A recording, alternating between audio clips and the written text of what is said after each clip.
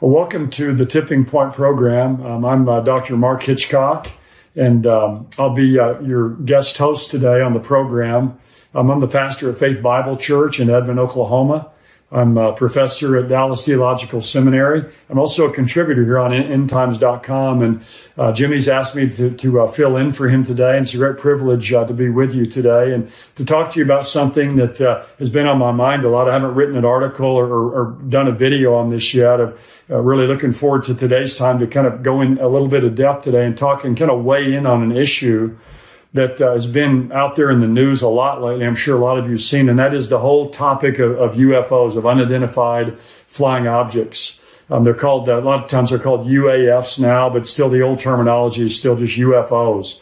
And as many of you know, I'm sure you've seen in the news that the government here recently has kind of done a data dump where they just let out all of this information that's been previously classified about UFOs. And some really startling videos have been released, and on a lot of the major news networks, they've had experts come on that they're interviewing, talking about just this whole phenomenon of UFOs.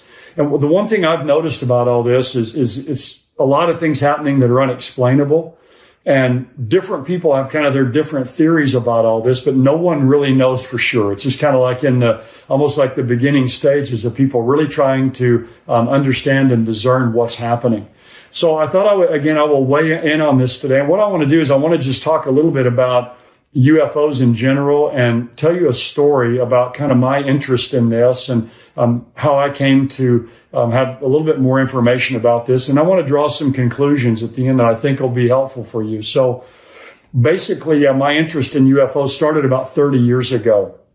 My wife, Cheryl, and I, we drive every year out to Ruidoso, New Mexico. Cheryl's parents for many years had a house there in an area called Alto, which is just north of Ruidoso. We still go out there every year now, but we'd go out there all the time back then and stay with her parents. And back in the day, when we'd drive out there, you'd go and you'd have to drive through the town of Roswell, New Mexico. Now, if you know anything about UFOs, you immediately know that's the UFO capital of the world. Now, when we go now, there's a road that takes you around Roswell, so we don't really go through the town. You kind of miss the traffic. But back then, you had to go right down through the middle of Roswell. And we started going out there in the early 90s. And for about 5 years, we would drive through Roswell, and you'd see, all kinds of souvenir shops and places with all kinds of memorabilia about UFOs. And there were a couple of large museums there as well. There's one called the UFO Enigma Museum and another one called the International UFO Museum. And going through Roswell and seeing those kind of just got me interested in the whole topic of UFOs. I wondered, what's going on here in Roswell? Why are people so interested in this? So I got a few books that I read that helped me out a bit. And we stopped a couple times and would go in those museums. But one of the times we were there it was August of 1996. I decided I was going to go out and see the supposed crash site where this alien spacecraft supposedly crashed in 1947. And so in one of the museums there, they had a man you could contact, and you could go out there and set up a time with him to meet, and he'd take you out to this crash site because he's the man that owns this land. So kind of just to back up a little bit on a couple things, this crash allegedly took place in July of 1947. That's the kind of this hallmark date really for those who study UFOs. But that summer there was a great time of UFO activity. In basically June and July of 1947, there were hundreds of UFO reports. Now there'd been some from ancient times. People would report things that were strange, but there was a real cluster of them in June and July of 1947.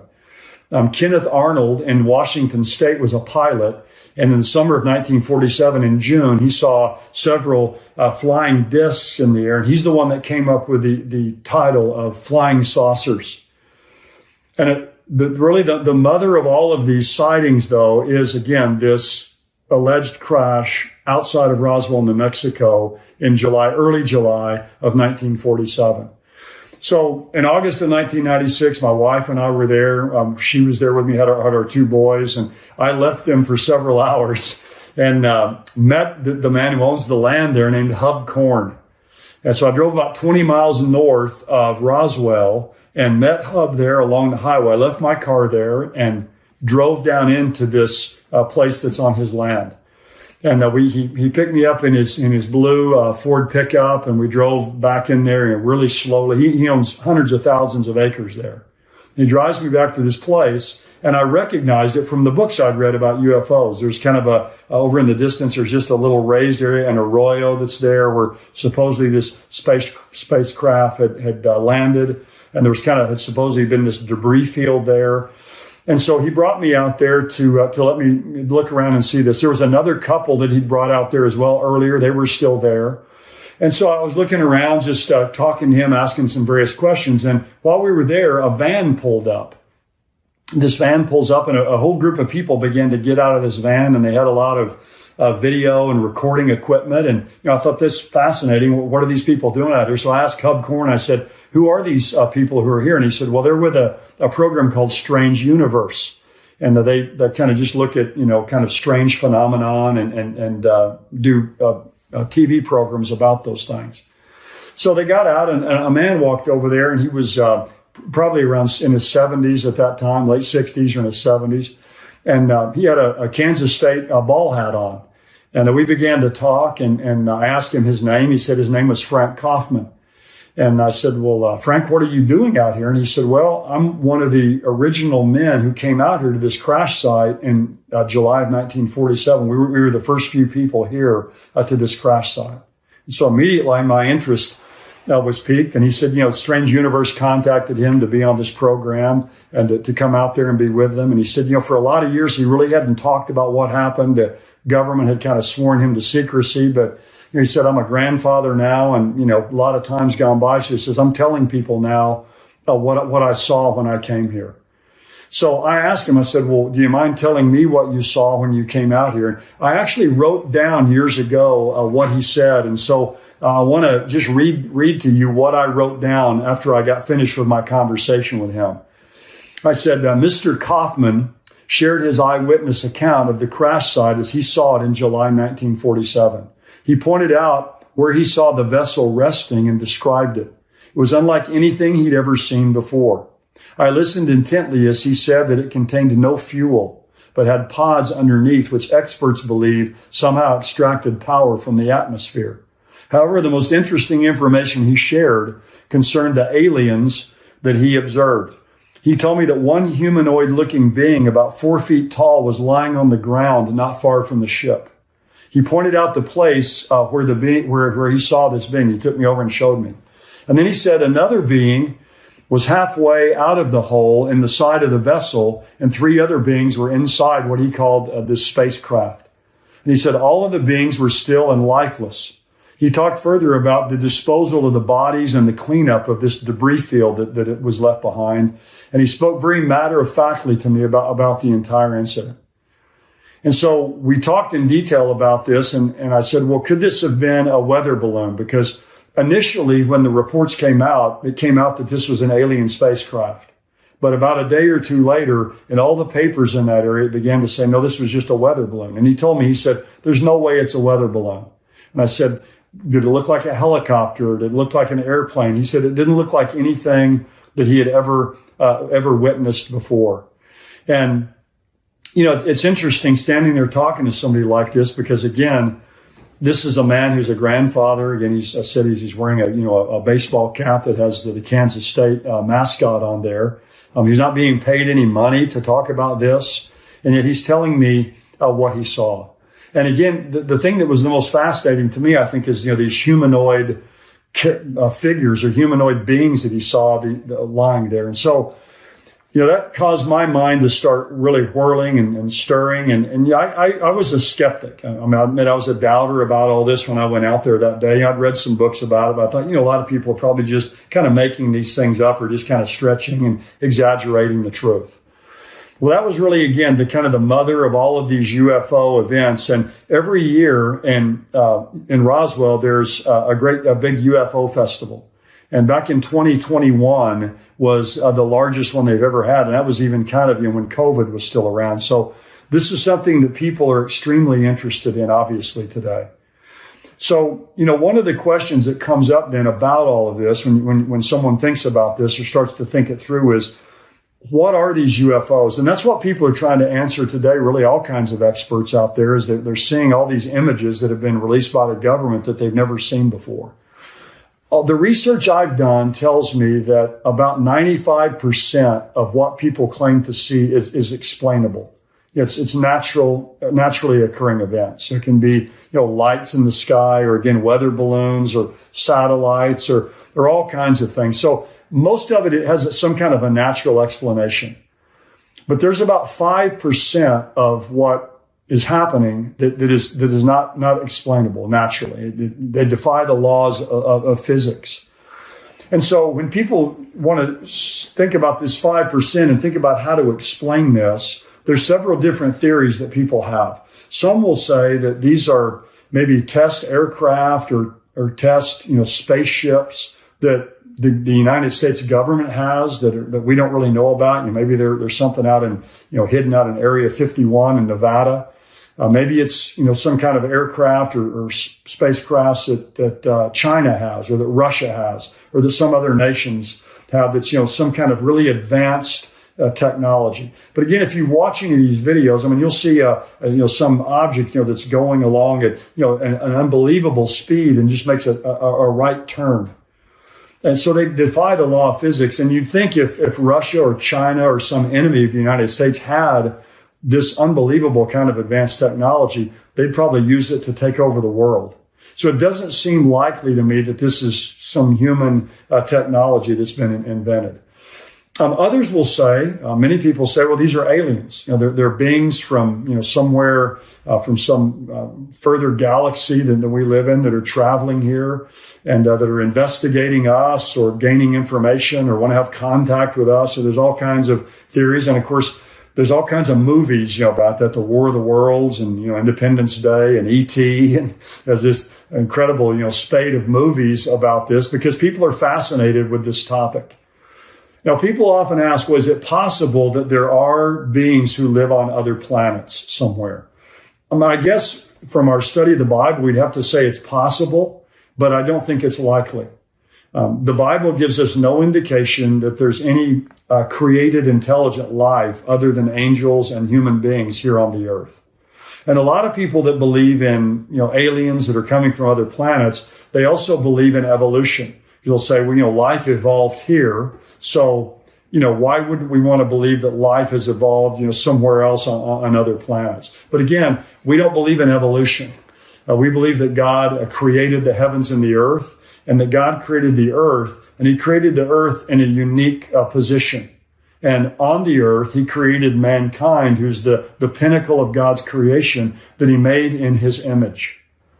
And it seems to me that if God has created beings on other planets somewhere, that would go against what the Bible tells us about man being the pinnacle of God's creation made in the image of God.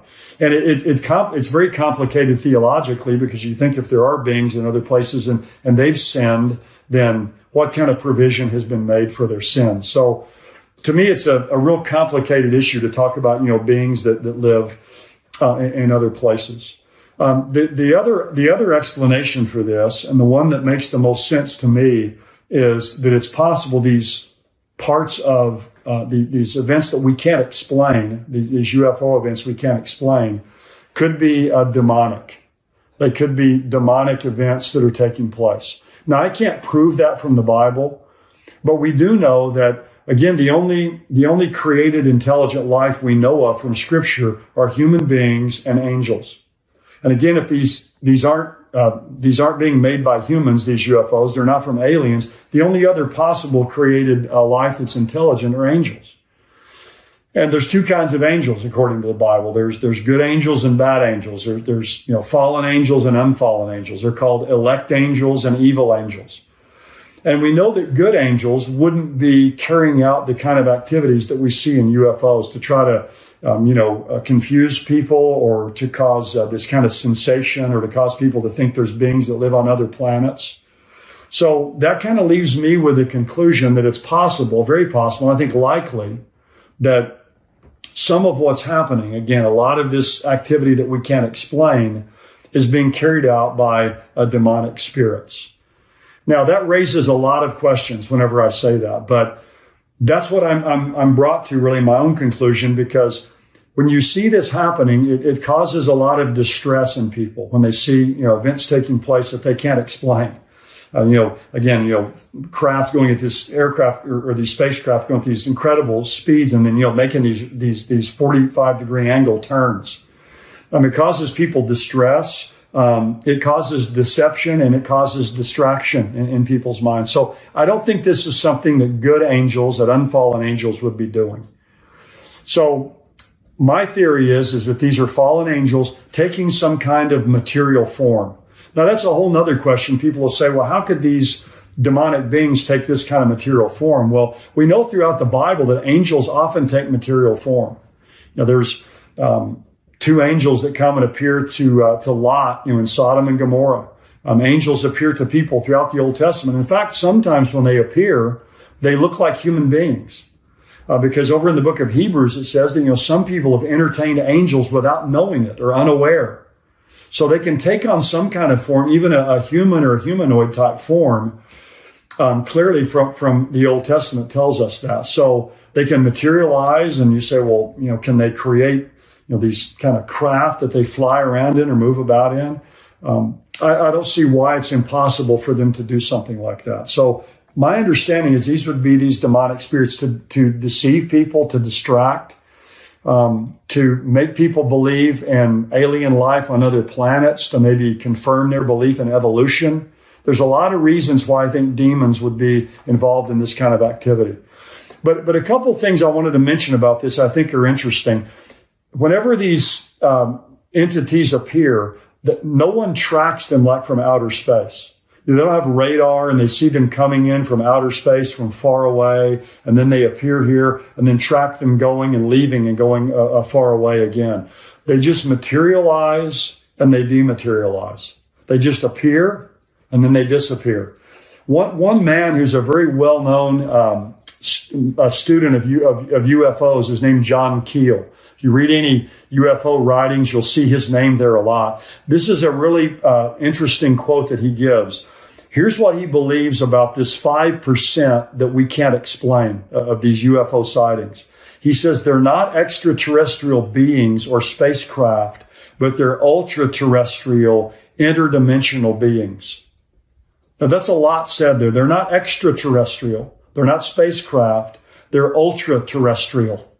They're interdimensional beings. In other words, they're beings that can move from one dimension to another dimension. Or again, they're what we could call ultra-terrestrials.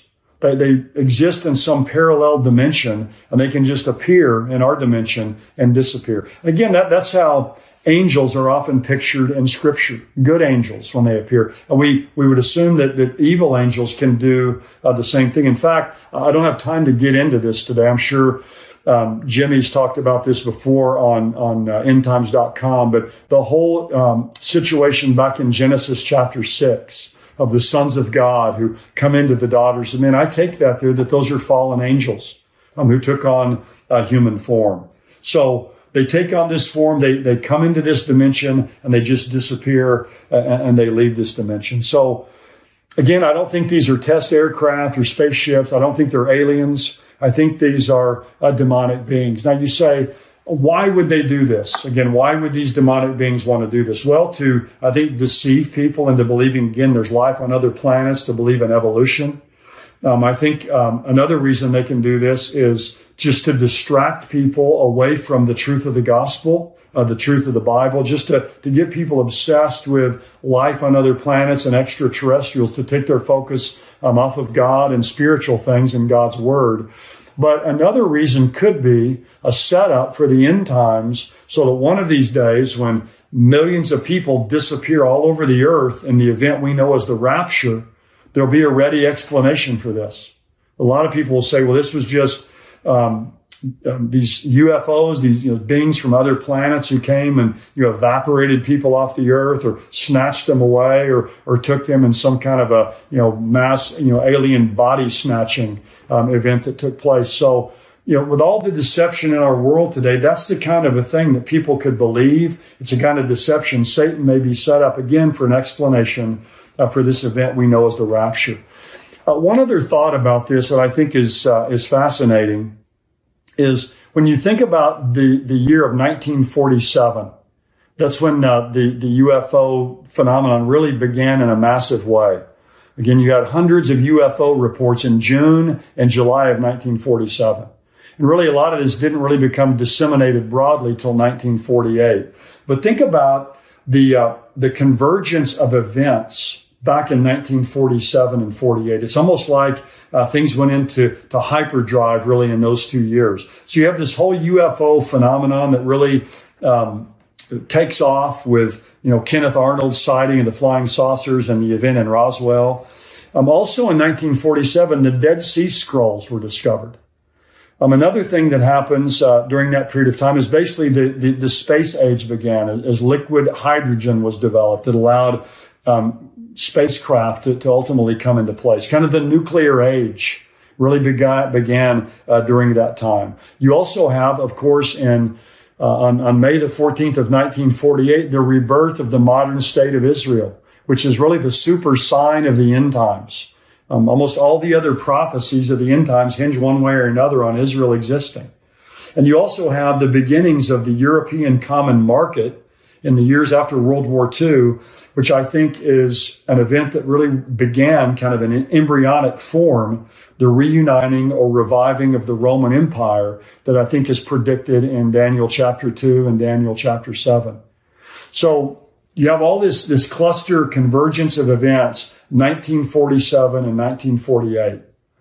UFOs, Israel becoming a nation, the nuclear age, the space age, the discovery of the Dead Sea Scrolls, which are very important for biblical study, and also the beginning of the European common market. So all those things happening in this short period of time, I think, again, we're kind of put the events of the end times on a fast track. And from that point in time, things have taken off. And with Israel in place, the lights are kind of lighting up along the runway, if you will, preparing the way for the coming of Jesus Christ. So I don't think this UFO phenomenon that began back in the late 40s is accidental, and it's kind of its confluence with all these other events that are taking place. I think it's causing a lot of deception and distraction in our days, and ultimately can even be used by people someday to come up with some explanation for what takes place at the rapture. Well, thank you for listening. I appreciate you taking